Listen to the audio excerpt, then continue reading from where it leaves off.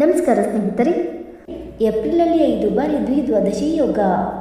ಈ 5 ರಾಶಿಗೆ ಶ್ರೀಮಂತಿಕೆ, ಮುಟ್ಟಿದ್ದೆಲ್ಲವೂ ಚಿನ್ನ. ಹೌದು, ಜ್ಯೋತಿಷದಲ್ಲಿ ದ್ವಿದ್ವಾದಶಿ ಯೋಗವನ್ನು ಅತ್ಯಂತ ಶುಭ ಮತ್ತು ಅವಕಾಶಭರಿತ ಯೋಗವೆಂದು ಪರಿಗಣಿಸಲಾಗಿದೆ. ಏಪ್ರಿಲ್ 1, 4, 19, 23 ಮತ್ತು 29, 2026ರಂದು ರೂಪುಗೊಳ್ಳುವ ಈ ಯೋಗವು ಜೀವನದ ಹಲವು ಕ್ಷೇತ್ರಗಳಲ್ಲಿ ಸಕಾರಾತ್ಮಕ ಬದಲಾವಣೆ ತರುತ್ತದೆ. ದ್ವಿದ್ವಾದಶಿ ಯೋಗ. ವೈದಿಕ ಜ್ಯೋತಿಷ್ಯದಲ್ಲಿ ದ್ವಿದ್ವಾದಶಿ ಯೋಗವು 2 ಗ್ರಹಗಳು 2ನೇ ಮತ್ತು 12ನೇ ಮನೆಗಳಲ್ಲಿ ಪರಸ್ಪರ ಸಂಬಂಧದಲ್ಲಿರುವಾಗ ಸಂಭವಿಸುವ ವಿಶೇಷ ಗ್ರಹ ಸಂಯೋಜನೆ ಎಂದು ಪರಿಗಣಿಸಲಾಗಿದೆ. ಅದಕ್ಕಾಗಿ ಇದನ್ನು ದ್ವಿದ್ವಾದಶಿ ಎಂದು ಕರೆಯಲಾಗುತ್ತದೆ. ದ್ವಿದ್ವಾದಶಿ ಯೋಗದ ಶುಭ ಸಂಯೋಗವು ಏಪ್ರಿಲ್ 2026ರಂದು 5 ದಿನಾಂಕಗಳಲ್ಲಿ ಸಂಭವಿಸುತ್ತದೆ. 1, 4, 19, 23 ಮತ್ತು 29. ಒಟ್ಟು 5 ಗ್ರಹಗಳು ಈ ಸಂಯೋಜನೆಗೆ ಕೊಡುಗೆ ನೀಡುತ್ತಿವೆ: ಶುಕ್ರ, ನೆಪ್ಚೂನ್, ಶನಿ, ಸೂರ್ಯ ಮತ್ತು ಯುರೇನಸ್. ದ್ವಿದ್ವಾದಶಿ ಯೋಗವನ್ನು ಜ್ಯೋತಿಷ್ಯದಲ್ಲಿ ಅತ್ಯಂತ ಮುಖ್ಯವೆಂದು ಪರಿಗಣಿಸಲಾಗಿದೆ. ಏಪ್ರಿಲ್ನ ಈ 5 ದಿನಾಂಕಗಳಲ್ಲಿ ರೂಪುಗೊಂಡ ಈ ಯೋಗವು ಬಹಳ ವಿಶೇಷವಾಗಿದೆ. ಇದು ಹಠಾತ್ ಆರ್ಥಿಕ ಲಾಭಗಳು, ಸ್ಥಗಿತಗೊಂಡ ಹಣದ ಮರಳುವಿಕೆ ಮತ್ತು ಹೊಸ ಆದಾಯದ ಮೂಲಗಳ ಸೃಷ್ಟಿಯ ಸಾಧ್ಯತೆಯನ್ನು ಸೂಚಿಸುತ್ತದೆ. ಹಾಗಾದರೆ ಆ ರಾಶಿಗಳು ಯಾವುವೆಂದು ತಿಳಿದುಕೊಳ್ಳೋಣ. ಬನ್ನಿ ಸ್ನೇಹಿತರೆ. ಅದಕ್ಕೂ ಮುಂಚೆ ನೀವು ನಮ್ಮ ಚಾನಲ್ಗೆ ಸಬ್ಸ್ಕ್ರೈಬ್ ಮಾಡದೆ ನೋಡ್ತಾ ಇದ್ದರೆ ದಯವಿಟ್ಟು ನಮ್ಮ ಚಾನಲ್ಗೆ ಸಬ್ಸ್ಕ್ರೈಬ್ ಮಾಡಿಕೊಳ್ಳಿ ಸ್ನೇಹಿತರೆ. ಹಾಗೆ ವೈದಿಕ ಜ್ಯೋತಿಷ್ಯ ಮತ್ತು ಆಚಾರ ವಿಚಾರಗಳಲ್ಲಿ ನಂಬಿಕೆ ಇದ್ದರೆ ವಿಡಿಯೋವನ್ನು ತಪ್ಪದೆ ಲೈಕ್ ಕೊಟ್ಟು ನಿಮ್ಮ ಆತ್ಮರಿಗೆ ಶೇರ್ ಮಾಡಿ. ಮೊದಲನೆಯದಾಗಿ ವೃಷಭ ರಾಶಿ. ಈ ಸಂಯೋಜನೆಯು ವೃಷಭ ರಾಶಿಯವರಿಗೆ ಆರ್ಥಿಕ ಬಲವನ್ನು ತರುತ್ತದೆ. ಹಠಾತ್ ಆರ್ಥಿಕ ಲಾಭಗಳು ಸಾಧ್ಯ. ಸಿಲುಕಿಕೊಂಡಿರುವ ಹಣವನ್ನು ಮರಳಿ ಪಡೆಯಬಹುದು. ಹೂಡಿಕೆಗಳು ಉತ್ತಮ ಲಾಭವನ್ನು ನೀಡುವ ಸಾಧ್ಯತೆ ಇದೆ. ನಿಮ್ಮ ವೃತ್ತಿ ಜೀವನದಲ್ಲಿ ಸ್ಥಿರತೆ ಮತ್ತು ಪ್ರಗತಿ ಎರಡೂ ಸ್ಪಷ್ಟವಾಗುತ್ತದೆ.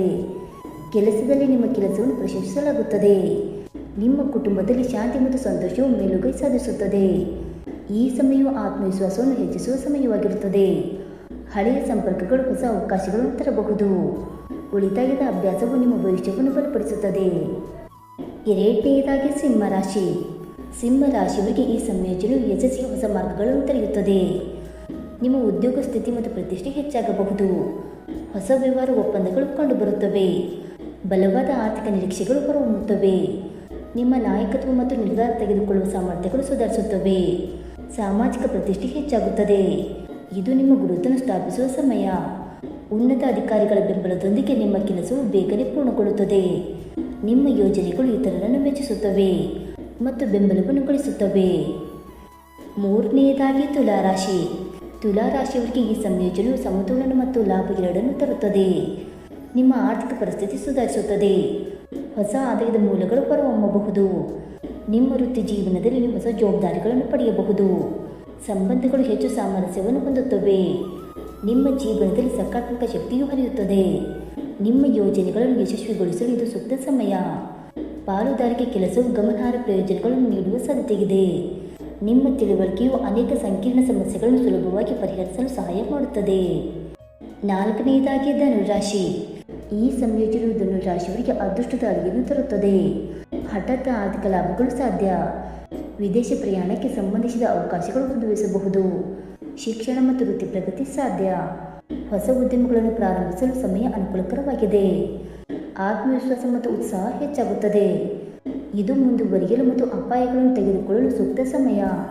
ದೀರ್ಘ ಪ್ರಯಾಣಗಳು ಅಥವಾ ಹೊಸ ಅನುಭವಗಳು ಪ್ರಯೋಜನಕಾರಿ ಎಂದು ಸಾಬೀತುಪಡಿಸಬಹುದು. ನಿಮ್ಮ ಮಾರ್ಗದರ್ಶಕರ ಮಾರ್ಗದರ್ಶನವು ನಿಮ್ಮನ್ನು ಸರಿಯಾದ ದಿಕ್ಕಿನಲ್ಲಿ ಕೊಂಡೊಯ್ಯುತ್ತದೆ. ಇನ್ನು ಐದನೆಯದಾಗಿ ಮೀನರಾಶಿ. ಮೀನರಾಶಿಯವರಿಗೆ ಈ ಯೋಗವು ಆರ್ಥಿಕವಾಗಿ ಮತ್ತು ಮಾನಸಿಕವಾಗಿ ಪ್ರಯೋಜನಕಾರಿಯಾಗಲಿದೆ. ಬಾಕಿ ಇರುವ ಹಣವನ್ನು ಪಡೆಯುವ ಸಾಧ್ಯತೆ ಇದೆ. ಹೊಸ ವೃತ್ತಿ ಅವಕಾಶಗಳು ಉದ್ಭವಿಸಬಹುದು. ಸೃಜನಶೀಲ ಪ್ರಯತ್ನಗಳಲ್ಲಿ ಯಶಸ್ಸು ಸಿಗುತ್ತದೆ. ಆಧ್ಯಾತ್ಮಿಕ ಆಸಕ್ತಿ ಹೆಚ್ಚಾಗುತ್ತದೆ. ಒಳಗೆ ಶಾಂತಿ ಮತ್ತು ತೃಪ್ತಿ ಮೇಲುಗೈ ಸಾಧಿಸುತ್ತದೆ. ನಿಮ್ಮ ಕನಸುಗಳನ್ನು ನನಸಾಗಿಸುವ ಸಮಯ ಇದು. ಹೊಸ ಯೋಜನೆಗಳನ್ನು ಪ್ರಾರಂಭಿಸಲು ಸಮಯ ಅನುಕೂಲಕರವಾಗಿರುತ್ತದೆ. ನಿಮ್ಮ ಕಲ್ಪನೆಯು ನಿಮ್ಮನ್ನು ಬೇಗನೆ ಯಶಸ್ಸಿನತ್ತ ಕೊಂಡೊಯ್ಯುತ್ತದೆ. ಸ್ನೇಹಿತರೆ, ಈ ಮಾಹಿತಿ ನಿಮಗೆ ಇಷ್ಟವಾಯಿತಾ? ಇಷ್ಟವಾಗಿದ್ದರೆ ವಿಡಿಯೋಗೊಂದು ಲೈಕ್ ಮಾಡಿ, ಶೇರ್ ಮಾಡಿ. ಹಾಗೆ ನಿಮ್ಮ ಅನಿಸಿಕೆ ಮತ್ತು ಅಭಿಪ್ರಾಯವನ್ನು ತಪ್ಪದೆ ಕಮೆಂಟ್ ಮೂಲಕ ತಿಳಿಸಿ ಸ್ನೇಹಿತರೆ. ವಿಡಿಯೋ ನೋಡಿದ್ದಕ್ಕಾಗಿ ಧನ್ಯವಾದಗಳು. Thank you so much.